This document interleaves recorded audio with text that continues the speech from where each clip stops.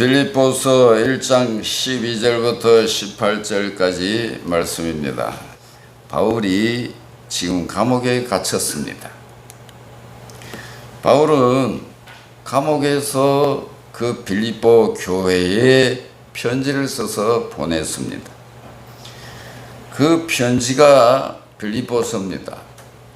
그 빌립보서에는 기쁨이라는 단어가 무려 16번이나 기록이 되어 있습니다. 그래서 빌립보서를 기쁨의 서신이라 이렇게 부릅니다. 바울은 감옥에 갇혀 있으면서도 스스로 기뻐했고 빌립보 교회를 향해서도 기뻐하라고 권면하고 있습니다.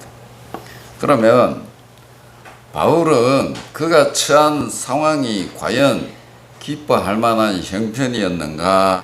세상적인 기준에서 보면은 결코 행복한 사람으로 볼 수 없습니다. 오히려 불행한 사람이요, 실패한 인생을 산 사람입니다. 왜 그런가 하니 바울은 가정의 안락한 행복을 누리지 못했습니다. 사람은요, 누구나 좋은 배필을 만나서 행복한 가정에서 안정된 생활을 하기를 원합니다. 그러나 바울은 평생 결혼하지 않고 늘 이곳저곳을 떠돌아다니면서 정처 없이 나그네 생을 살았습니다. 또 사람은 누구나 물질적인 안정과 풍요를 누리기 원합니다. 그러나 바울은 기근과 궁핍에 시달렸고 때로는 천막을 만들고 수선하면서 생활해야 했습니다. 또 사람들은 신체적인 안정과 건강을 행복의 필수 요건으로 생각합니다. 그러나 바울은 건강이 좋지 못했습니다. 그를 괴롭히는 육체적 고통의 가시가 있었습니다. 그뿐입니까? 그는 수없이 매맞고 감옥에 갇히고 사막과 풍랑 속에 시달리면서 숱한 죽을 고비를 넘겼습니다. 그러나 바울은 그가 처한 여러 어려운 여건에도 불구하고 믿음으로 생각을 바꾸어서 창조적인 결과를 이끌어냈습니다. 믿음으로 생각을 바꾸어서 창조적인 결과를 이끌어냈습니다. 그가 당한 어려움, 정말 그 상황에 기뻐할 수 있었을까? 그러나 바울은 생각을 바꾸어서 기쁨을 빼앗기지 아니하고 기쁨을 누리고 또 기뻐하라고 권면을 했습니다. 그가 처한 주변 환경을 먼저 살펴보면 빌립보서 1장 12절에 이렇게 기록하고 있습니다. 형제들아, 내가 당한 일이 도리어 복음 전파의 진전이 된 줄을 너희가 알기를 원하노라. 내가 당한 일이 뭘까요? 지금 감옥에 갇혀 있는 것을 의미합니다. 그는 지금 감옥에 갇혀서 언제 풀려날지 모르는 답답한 상황에 있었습니다. 그러나 이 억울하고 답답한 옥살이에서 낙심한 것이 아니고 생각을 바꿨습니다. 그는 내가 왜 이 감옥에 있게 됐을까? 감옥에 갇혀 있는 것이 하나님의 섭리라는 것을 믿었습니다. 선교적 의미가 있음을 알고 생각을 바꿨습니다. 그래서 낙심하기보다 그 안에서 내가 할 일이 뭘까? 할 일을 찾았습니다. 바울은 억울하게 로마에 끌려와서 감옥에 갇혀 언제 풀려날까? 감옥에서 나갈 날을 기다린 것이 아니라 그 안에서 할 일을 찾았습니다. 그 안에, 그 감옥 안에서 만나는 시위대 사람들에게 복음을 전하였습니다. 그래서 그 결과 복음 전파에 진전이 있었습니다. 바울은 그 답답한 감옥에 갇혀 있으면서 기회만 있으면 바로 그 시위대 병사들에게 복음을 전했던 겁니다. 그뿐만이 아닙니다. 바울은 이제 재판을 받았는데 많은 사람 앞에 재판을 받습니다. 바울은 바로 이 재판, 이걸 절호의 전도 기회로 삼았어요.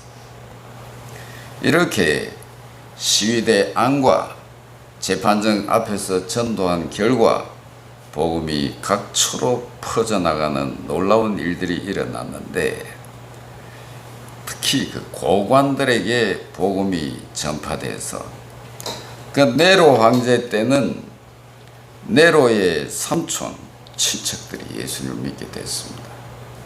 또 도미시안 황제 때는 그 어머니와 딸들 그리고 많은 고관들도 예수님을 믿게 됐습니다. 그래서 불과 300년이 안 돼 가지고 로마 제국이 기독교 국가가 된 것입니다. 국교가 된 것입니다. 기독교 국가로 선포되는 놀라운 역사가 일어났던 것입니다. 그래서 로마를 중심으로 전 세계에 복음이 전파되기 시작한 것입니다. 그렇습니다. 하나님은 우리가 어떤 환경과 상황 가운데서도 하나님의 섭리를 믿기를 원하십니다. 그리고 선교적 비전을 가지고 할 수 있는 일을 찾아 하기를 원하십니다. 우리가 아무리 힘들고 어려운 환경에 있다 해도 할 수 있는 일을 찾아 하려고 할 때 하나님은 감옥도 사용하시고 쇠사슬도 사용하시고 재판도 사용하셔서 당신의 뜻을 이루시더라 그 말입니다. 그러므로 우리는 어떤 어려운 상황과 환경 가운데서도 하나님께서 위대한 일을 하실 수 있도록 내 자신을 드릴 수 있어야 됩니다. 하나님을 사랑하고 경외하는 여러분,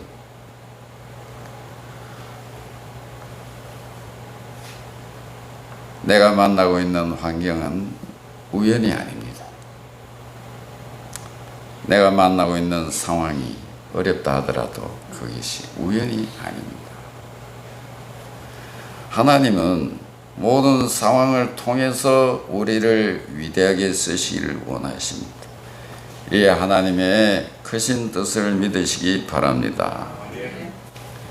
그리고 바울은 정말 기뻐하기 어려운 상황에 놓여 있었습니다. 그것은 생사의 기로가 앞에 놓여 있었기 때문입니다. 재판에 의해서 형장의 이슬로 사라질 위험, 그리고 오랜 수감 생활 그 때문에 건강이 악화돼서 제 명을 다 살지 못하고 감옥에서 죽을 수 있습니다. 그러나 그는 이렇게 고백합니다. 이는 내게 사는 것이 그리스도니 죽는 것도 유익함이라. 바울은 언제 죽을지 모르는 상황 속에서도 주님을 생각했습니다. 바울은 자신은 이대로 죽더라도 그리스도만 존귀케 되길 원했습니다. 바울은 자기 목숨, 자기 죽음보다도 주님이 존귀하게 되기만 바랐습니다. 이는 내게 사는 것이 그리스도니 죽는 것도 유익함이라. 죽고 사는 일보다도 이방인들에게 그리스도가 증거되고 주님이 존귀케 되기만을 소원했습니다. 이를 위해서라면은 자기가 살든 죽든 그것이 문제될 것이 없다고 생각했던 것입니다. 그는 죽음 문제를 해결해 놓고 살아가는 사람이었던 것입니다. 오늘 저와 여러분은 죽음 문제를 해결해 놓고 사십니까? 어떤 목사님은 이런 기도를 드린다고 합니다. 하나님, 죄송스럽지만 제게 하나의 소원이 있습니다. 오래 사는 건 바라지 않습니다. 그러나 죽는 날까지 새벽 기도에 나가게 해주세요. 새벽 기도에 나가고 그리고 그날 죽게 해주세요. 오랫동안 누워서 세월을 뭉개고 여러 사람 신세 지고 식물 인간이 되어서 몇 년 가면 큰일 납니다. 그렇게 하지 마시고 그저 아무 때라도 조사오니 새벽기도 인도하고 새벽기도 한 그날 요단강을 건너가게 해주세요. 이 소원 하나만 이루어 주세요. 간절한 소망입니다. 하나님 들어주실 줄 믿습니다. 우리가 만나고 있는 상황, 믿음을 쏙 빼버리고 바라보면 부정적으로 보기가 쉽습니다. 내가 만나고 있는 환경을 어리석고 좁은 인간의 그 소견으로 판단하지 말고 하나님의 시선으로 바라보고 오늘 기쁨을 누리는 삶을 살아야 합니다. 왜 내가 기뻐하며 살지 못하는가? 다시 한번 생각해 봐야 됩니다. 왜 나는 기쁨을 빼앗기며 살아가고 있는가? 내 스스로가 기쁨을 누리지 못함으로 기뻐하라고 말하지 못합니다.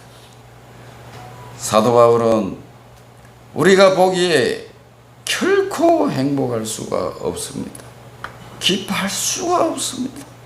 그러나 그는 스스로 기뻐했고 빌립보 교회 성도들을 향해서 기뻐하라고 수없이 강조하고 있습니다. 오늘 내가 만나고 있는 이 환경과 상황 가운데서 나는 어떤 모습으로 살아가는가? 진정 감사하고 기뻐하며 살아가는가? 하나님 아버지 감사합니다. 오늘 우리가 인생 여정에서 이곳까지 하나님의 은혜로 성령의 인도하심으로 오게 하심을 감사합니다. 바울은 감옥에 갇혀 있으면서도 스스로 기뻐했고 또 빌립보 교회를 향해서도 기뻐하라고 권면하였습니다. 결코 행복한 사람으로 볼 수 없던 사람이었습니다.